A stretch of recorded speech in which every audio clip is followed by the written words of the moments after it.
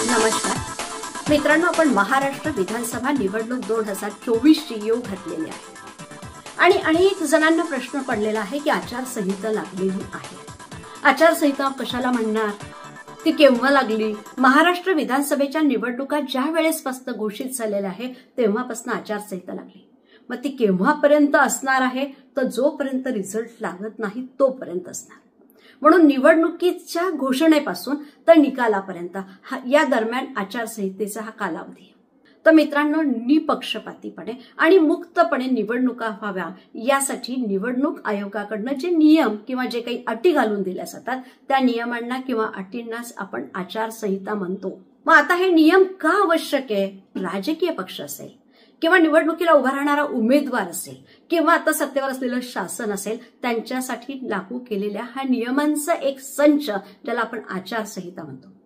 त्याच्या मागचा उद्देश आहे की निवडणुकीची प्रक्रिया ही स्वच्छ, पारदर्शक आणि प्रामाणिक राहावी यासाठी आचारसंहितेचं पालन करणं हे सर्वांचं कर्तव्य आहे. निवडणूक आयोगाने आचारसंहिता लागू केल्यानंतर कोणत्या कामावर बंदी घालण्यात येते? मित्रांनो, या आचारसंहितेची सुरुवात झाल्यानंतर आता महाराष्ट्राच्या सरकारला म्हणजे राज्य सरकारकडून कोणत्याही नवीन योजना किंवा नवीन घोषणा होणार का?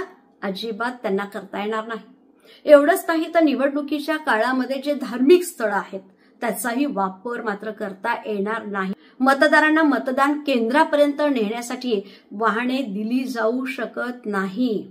सरकारी जे संसाधन आहेत, कारण सध्या सत्तेवर सरकार आहे, त्या सरकारला म्हणजे जी काही सरकारी संसाधन आहेत त्याचा उपयोग निवडणुकीच्या प्रचारासाठी करता येईल का?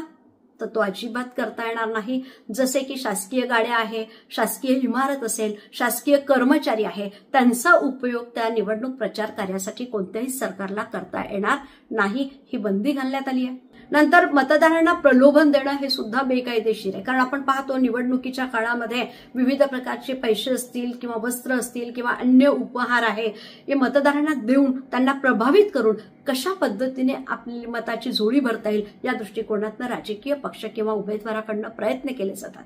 पण हे बेकायदेशीर आहे. म्हणून मतदारांना प्रलोभन देणं हे बेकायदेशीर असल्याचं या आचारसंहितेत म्हटलंय. आता या ठिकाणी आपण पाहतो की निवडणुका आल्या की वेगवेगळ्या पक्षामार्फत जाहिराती दिल्या जातात. मग या जाहिरातीमध्ये कोणत्याही प्रकारची चुकीची माहिती देणं हे बेकायदेशीर असणार आहे. राजकीय पक्षांना त्यांच्या प्रचाराची माहिती देत असताना कोणती खोटी माहिती असेल, आकडेवारी असेल, या संदर्भात ते दावा त्यांनी करू नये. मतदारांची दिशाभूल होऊ नये या संदर्भातली काळजी घेणं त्या ठिकाणी उमेदवाराला आवश्यक असतं किंवा पक्षासाठी आवश्यक आहे.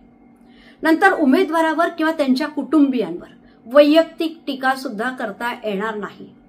त्यांची मानहानी करणं हे आचारसंहितेच्या विरोधात आहे. बरं, धर्म आणि जातीच्या आधारावर सुद्धा प्रचार करता येणार नाही.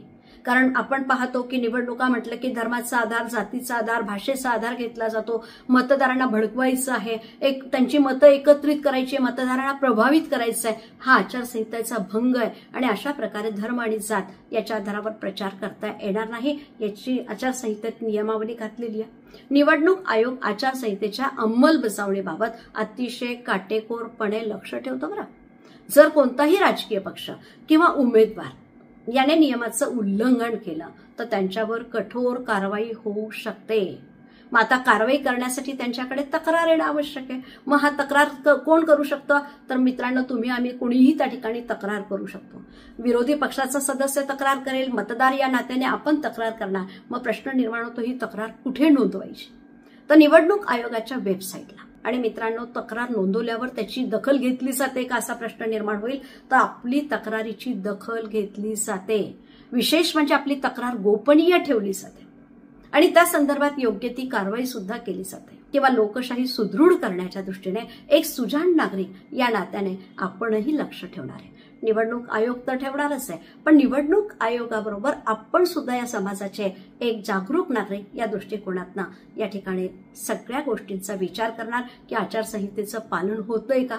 जर होत नसेल तर त्या संदर्भात काय करता येऊ शकतं याचा विचार करायचा आहे. मित्रांनो, निश्चितच थोडक्यामध्ये का होत नाही, पण आचारसंहितेचे महत्वाचे जे विचार आहेत ते आपल्याला समजण्यास मदत झाली असेल.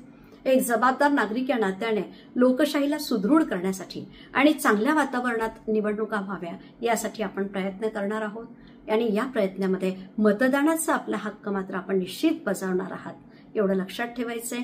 केवळ आपण नाही, आपल्यासोबत इतरांना सुद्धा या ठिकाणी मतदानासाठी प्रेरित करणार आहोत. एवढं बोलून थांबते.